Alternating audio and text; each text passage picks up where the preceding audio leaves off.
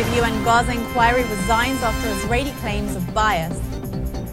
Jordanian ambassador returns to Tel Aviv as Temple Mount tensions ease. Hamas supporters protest Egypt's decision to ban its armed wing. And a massive flock of starlings form a spectacular sight in Israel's skies.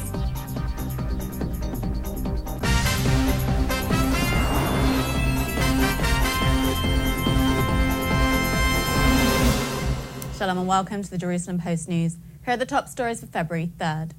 William Shabas announced yesterday that he would resign from his post as head of a UN Human Rights Council probe into the 2014 Gaza war. The Canadian legal expert's decision came after Israel charged that he had worked as a PLO consultant in 2012. Shabas said he would step down immediately to prevent the issue from overshadowing the preparation of the report, which is due to be published in March.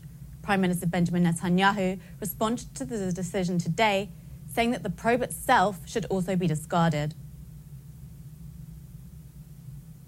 Jordan returned its ambassador to Israel yesterday, 3 months after recalling him to protest what it called Israeli aggression on the Temple Mount. We have asked our ambassador in Israel to return to his position in Tel Aviv. We have done this because we felt that in the last period of time there has been significant improvements in the Haram al-Sharif, and the status quo has been maintained and worshippers have been allowed to worship freely as we demanded months ago. We continue to emphasize the importance of maintaining the status quo in al-Haram al-Sharif, and we felt that there has been improvement in the last period. That's why we asked our ambassador to return to his post. The timing of the return of the ambassador, just as Jordan's King Abdullah flew to the US to meet with officials and members of Congress, raised speculation that the two events were related and that Abdullah sought to avoid criticism in Washington. Netanyahu swiftly praised the move. אני מברך על ההחלטה להחזיר את שגריר ירדן לישראל. זו החלטה חשובה. היא מבטאת את האינטרסים החיוניים שמשותפים לירדן ולישראל, ובראשם היציבות, הביטחון והשלום. Hundreds of Hamas supporters demonstrated yesterday against an Egyptian court decision to ban Hamas's armed wing and to list it as a terror organization.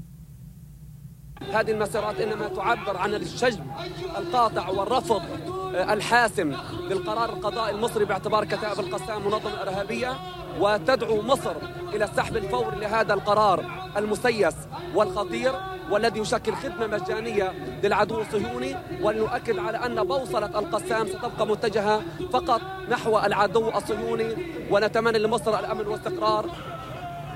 An Egyptian court banned the Qassam brigades on Saturday in keeping with a systematic crackdown on Islamists by President Abdel Fattah al-Sisi. A source close to Hamas's armed wing signaled the group would no longer accept Egypt as a broker between Hamas and Israel. And a flock of synchronized starlings made for a spectacular sight in the skies of southern Israel yesterday. The murmuration, a phenomenon when the synchronized flyover creates what appears to be a black cloud that randomly changes direction and form, took place near the Bedouin town of Rahat. After a long absence of some 20 years, short-distance migrant starlings started to return to Israel in 2012.